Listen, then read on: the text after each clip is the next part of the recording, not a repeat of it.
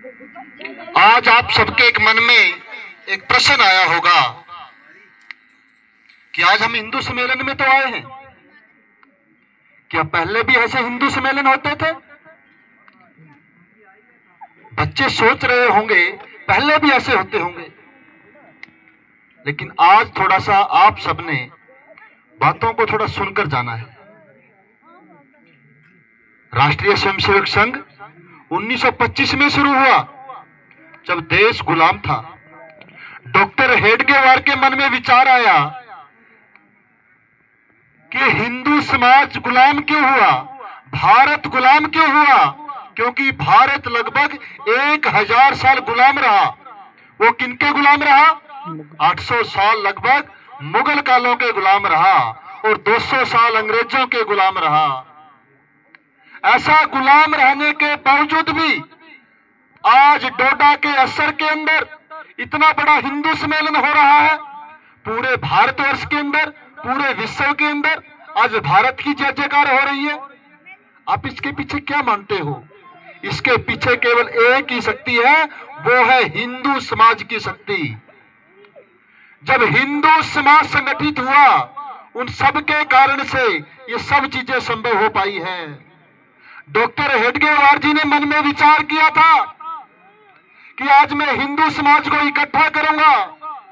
हिंदू समाज को इकट्ठा करके, संगठित करके, उनको संस्कारित करके, उनको समाज की कार्य करने के लिए प्रेरणा दूंगा।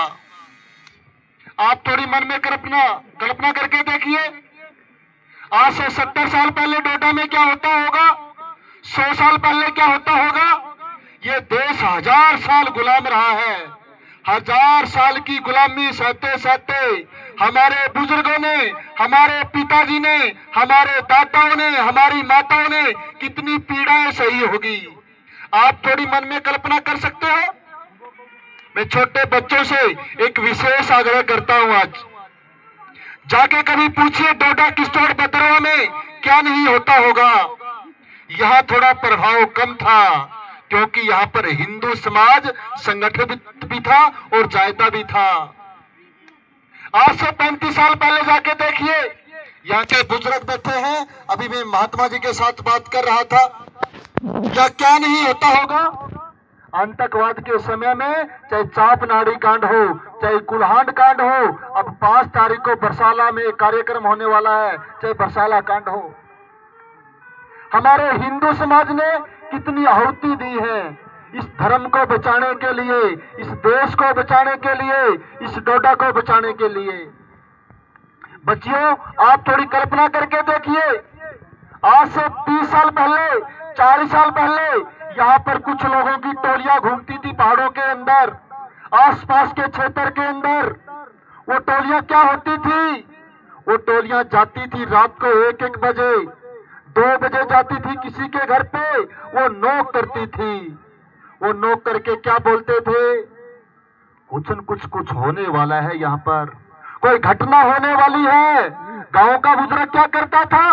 घर से तुरंत कहीं कहीं भाग जाता था बेचारा, कि मारा ना जाए। वो पेड़ पे भी चढ़ता था, वो छुपता भी था, लेकिन माता तो नहीं भाग सकती थी। माताएं क्या करती होगी? वो बंदूक के दम के ऊपर बोलते थे, हमारे लिए भोजन बनाओ, हमारे लिए राजमा बनाओ, हमारे लिए भेंट बनाओ, सब कुछ बनाओ। बच्चों, ये थोड़ी सोचने वाली बात है। हमारे बुजुर्गों ने मार भी सही है, उनकी हत्याएं भी हुई है। हमारी महिलाओं ने, हमारी माताओं ने पता नहीं कितने लोगों की रोटी बना बनाकर उन लोगों को रोटियां भी खिलाई हैं। लेकिन वो डोडा छोड़कर नहीं भागे, वो किस्तौड़ छोड़कर नहीं भागे, वो असर छोड़कर नहीं भागे। किसके लिए नहीं भागे? कि मेरा जब हिंदू समाज 1000 साल से यहाँ पर रह रहा है, अरे वो नहीं भागे तो हम कैसे भाग सकते हैं? ये थोड़ी मन में कल्पना आई है क्या? ये कोई ज्यादा पुरानी बात नहीं बता रहा हूं मैं, ये 30 साल 40 साल पुरानी बातें कह रहा हूं। हम कभी मन में कल्पना नहीं कर सकते थे कि इतना बड़ा कार्यक्रम कर रहे हैं। मुझे कल्पना हुई, मुझे बताया कुछ लोगों ने, हम तीसरा कार्यक्रम कर रहे हैं। जब डोडा के अंदर जाना होता था, तिलक लगाकर नहीं जाते थे। आज भगवा झंडी सब जगह पर हमने फहराई है, कोई भगवा झंडी नहीं फहरती थी। हमारे ऊपर इतनी प्रताड़ना होती थी, हमारे इतने पर अटैक होते थे, हम फिर भी नहीं डिगे।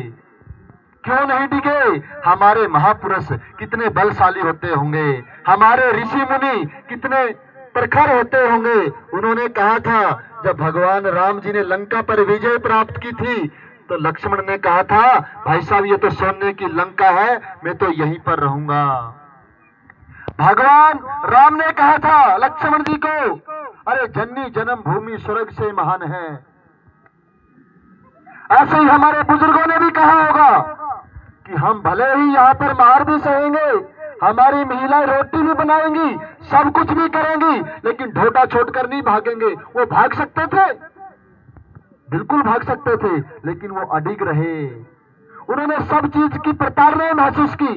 आप मन में कल्पना करके देखिए, डोडा किश्तवाड़ भद्रवा के अंदर एक परंपरा चलती है। वो क्या परंपरा है? डोडा किश्तवाड़ के अंदर परंपरा चलती है, चाहे बूजी की लड़की हो चाहे मामे की लड़की हो, उसके साथ हम शादी करते हैं। लेकिन जम्मू के अंदर ये परंपरा नहीं है। आप मन में कल्पना करके देखिए, हमारे बुजुर्गों ने परंपरा क्यों शुरू की होगी? ये कभी सोचा है क्या? ये मन में आया है क्या कि क्यों परंपरा हुई है? डोगरों में तो नहीं है, हरियाणा में तो नहीं है, उत्तर प्रदेश में तो नहीं है। हमारे बुजुर्गों ने परंपरा इसलिए शुरू की, हमने डोडा छोड़कर नहीं भागना। जब हम हमारी बेटी की शादी आज से 200 साल पहले जम्मू में करते थे, लेकिन जम्मू वालों को बोलते थे, अरे हमारे भी शादी कर दो। जम्मू वाले बोलते थे, उधमपुर वाले बोलते थे, अरे भाई लोग, आप लोगों को कब यहाँ से पलायन करना पड़ जाए, आप लोगों को कब भागना पड़ जाए डोडा छोड़कर, हम अपनी बेटी को नहीं देंगे यहाँ पर।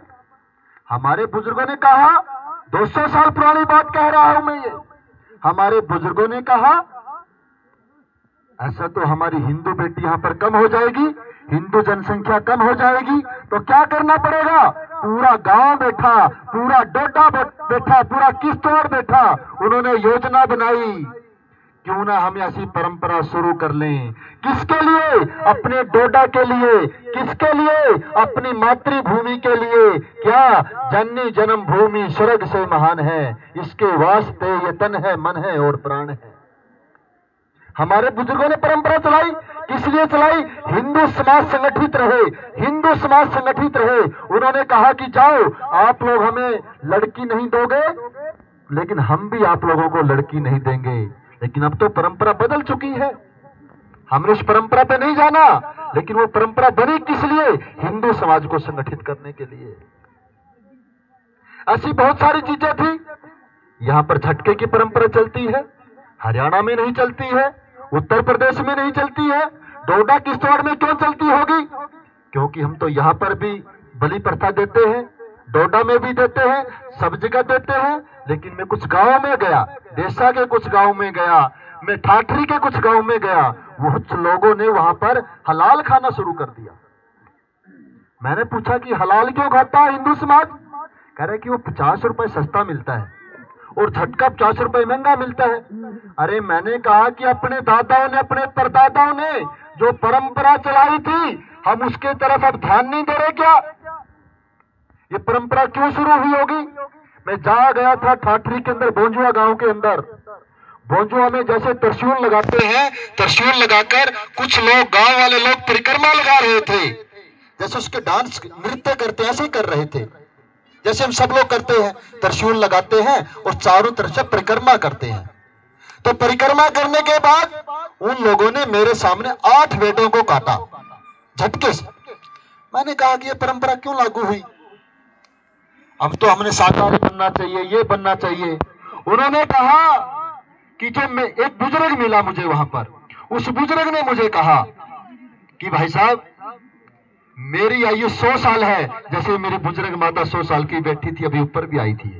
उसने मुझे कहा था कि मेरी जब 10 साल की आयु थी और जो मेरा दादा था वो 80 भेड़ें काटता था, हम तो 8 काट रहे हैं। मैंने कहा कि 80 भेड़ क्यों काटते होंगे? उन्होंने कहा कि हम यहाँ पर केवल 15% लोग हैं, 85% कौन लोग हैं? हमने उनके बीच में रहना होता होगा तो हमने कुछ वैलिडिटी करनी होती है कुछ लोगों की। वैलिडिटी का मतलब 80 जब भेड़ें कटती थी तो 2 महीने तक कोई पर नहीं मारता था, कोई चुप, सारे लोग चुप रहते थे, वहां का लोग बोलता था, 80% लोग बोलते थे। अब हिंदू समाज का खून खोल चुका है, 2 साल तक वो घर से बाहर नहीं निकलते, 2 महीने तक घर से बाहर नहीं निकलते थे। ऐसे करके हिंदू समाज बचा है। एक परंपरा और बनी है अपने डोडा किश्तवाड़ भद्रवा के अंदर। आप थोड़ी मन में कल्पना करके देखिए, यहां पर परंपरा नहीं है लेकिन डोडा के प्रत्येक क्षेत्र के अंदर परंपरा बनी है, यहां से भी थोड़ी परंपरा बनी होगी।